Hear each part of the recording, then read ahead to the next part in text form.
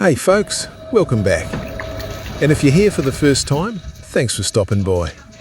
Today I want to talk about something that comes up a lot online and has been finding its way through my comments in my last few videos. And it's about the idea baby boomers had it easy, that we were handed houses, jobs and guaranteed pensions. And look, I get why some people feel that way, especially how tough things are today. But I was born in the 1960s. And let me tell you, not every boomer got the so-called golden ticket. In fact, many of us came from a tough background. It might have been your parents or your grandparents, or it's you. So today, I want to share my wee story about my childhood and how I grew up. I grew up in a dysfunctional family. Well, even if you could call it a family. My father walked out when I was still a little kid. That left my mum on her own with 3 young children under 5. And back then, solo mums didn't get much support or much sympathy either. She did her best, she really did, but trying to make ends meet with no real help, dealing with mental health issues, eventually she couldn't cope. She was hospitalised. And that's when things got really rough. We got moved around, government housing, temporary places, sometimes with strangers, most of the time with our aunties. There was no real sense of home. Never. We never really settled. It was chaotic, uncertain, and frankly a bit scary at times. But eventually we ended up with my grandmother, on my mum's side. She became our anchor. I think I was about 5 or 6 at the time. She was old school tough. She lived through the Depression and the war, and now she was raising 3 more kids on a low income from my grandfather and then his pension, his state pension. We didn't have central heating. We didn't have a car. I remember Nan doing the laundry in a big copper drum and cold water, and she would boil some water from the stove and pour it in. But it was so cold, and she would wring it really hard. It was really physical, backbreaking.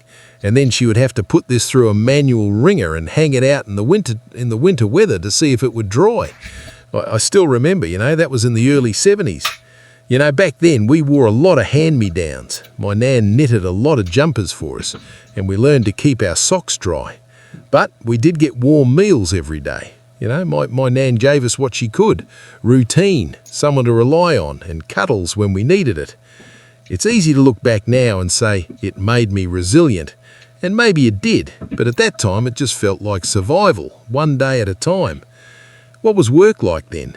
Everyone around us worked hard. No shortcuts, no luxuries, just long hours and worn-out bodies.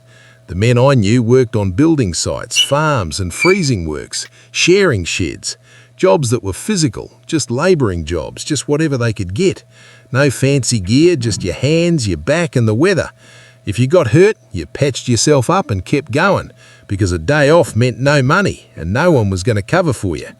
But it wasn't just the BS doing it tough. The women, my nan, aunties, neighbours, they worked constantly too. Not always in paid jobs, but in ways that never stopped. Washing clothes in the copper tub, scrubbing floors, carrying the shopping without car or doing it by bus or walking. Childcare, that was your siblings or your nan or your neighbours. No daycare, no before-school care, nothing. Cooking was everything from scratch, every day, every meal. My grandfather expected a meal on the table every day when he came home from work. Some women worked in part-time shops or factories, cleaned other people's houses, and often for peanuts. There were no dishwashers, no microwaves, and no shortcuts. Everything was done by hand. There was no superannuation yet. They had very little savings to retire on. They just kept going. There were no wellness apps, no work-life balance. You worked if you could, because no one else was going to save you. People assumed all boomers got free university and walked into a high-paying job. That wasn't our reality. Most of us left school at 15 or 16, not because we're lazy, but because we had to earn, sometimes just to keep the lights on at home. Apprenticeships were gold, but they weren't easy to get unless you had connections or someone vouching for you. And there wasn't much talk about careers. It was about getting any job you could. We didn't grow up hearing, follow your passion. We heard, get a job, any job, and hold on to it. It was survival. Uni wasn't for people like us. It was for the wealthy kids, the ones with a bedroom to study in, a desk, parents who could help with homework. I got a job as soon as I can. I worked for years and left for Australia. I started work, I think, when I was 8, 9, doing paper runs. I did that for a few years, and then I started bagging potatoes and onions in the local grocery shop. And then I managed to move on, which was one of the top jobs, was delivering milk, because the milk was delivered in bottles in those days. And you would start early in the morning or late in the afternoon and in the middle of after school in the winter time. And it paid well, and it was a cool job on the back of the truck. But after I left school, I couldn't afford to go to uni, and so I left for Australia. Later on, I did get to study. I was 25 at that time, around that age. But things had changed. I was part of the first generation, New Zealand, Australia and the UK, that had to pay for their studies, for the university studies. So I juggled work and study. No free ride for me. A lot of people think the 80s and 90s were the boom years. Wall Street up, houses cheap, jobs everywhere. But not for the working class suburbs or communities. Not for single mums, shift workers in New Zealand, Australia, the UK and even the United States. Those decades were anything but golden.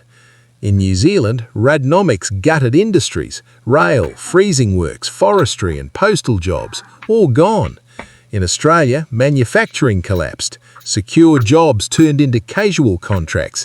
Unions lost power. Wages stagnated. In the UK, Thatcher shut down coal mines and steelworks. In the US, Reagan's policies saw jobs offshore and welfare slashed. If you didn't have money, education or connections, you were left behind. Entire communities were. But sure, some boomers did well. They did very well. Bought homes early, got stable jobs, retired with nice pensions, house prices booming. But that wasn't most of us. Many never owned a home. Some lost homes with interest rates in New Zealand I think it was the 80s, was hit with 17 to 20% mortgage rates. Many retired with almost nothing. Even now, people I know are still working in their late 60s and 70s, cleaning, driving, stacking shelves. Not because they want to, but because they have to. I know some work because they enjoy it and they want to be out there, but the majority have no other choice. In the UK, people lost pensions when jobs were privatised. In the US, retirement savings vanished with corporate restructuring. A generation isn't a single story. Some won, but many didn't. I see what the younger folks are up against today. We all do, and we all care. I worry about my own children and what their future's going to be. Sky-high house prices, student loans, unstable work, rent through the roof. Jobs are insecure, and everything costs more. That cost of things affect us as well. It's brutal. I don't blame anyone for being frustrated or angry. It's easy to blame the boomers. But I ask you this, don't paint us all with the same brush, because this could have been your parents or grandparents. Your parents or grandparents probably struggled more than you know. Many boomers came from nothing. We didn't design the system. A lot of us got crushed by it too. So instead of pointing fingers, maybe it's time we shared stories and really listened. Younger and older, none of us want struggles. None of us want our kids or grandkids to fall behind. We can't go back, but maybe by learning what was real, not just some myths we hear on the internet or read on social media, but we can go forward together. If we want real change, we need to stop shouting across generational lines and start listening to each other. Share our stories, learn from them, and maybe, just maybe, build something better together. Thanks for listening. Thanks for sticking with me. If this story reminds you of your own family or your nan or your pop, your own childhood, let me know in the comments below. Let's keep this conversation going so the young can understand where we've come from. Thanks for watching, and until next time, bye for now.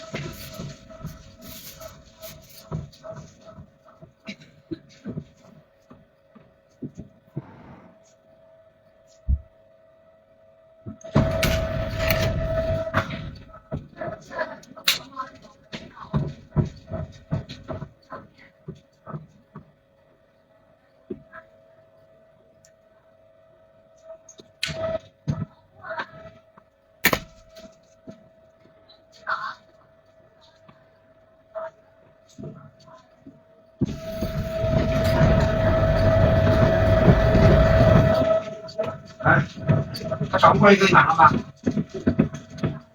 他还没去呢。现在打电话呢。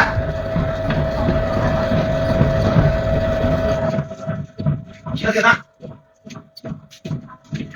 你给他号码。